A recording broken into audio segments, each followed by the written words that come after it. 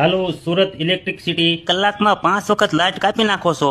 કઈ પેટમાં દુખે અરે છે? સાહેબ, ઝાઝી વાર લાઇટ ચાલુ રહેવાથી તાર ગરમ થઈ જાય છે. જો તાર ગરમ થઈ જાય છે તો ઠંડા પાણીથી લાઇટ કેમ નથી બનાવતા?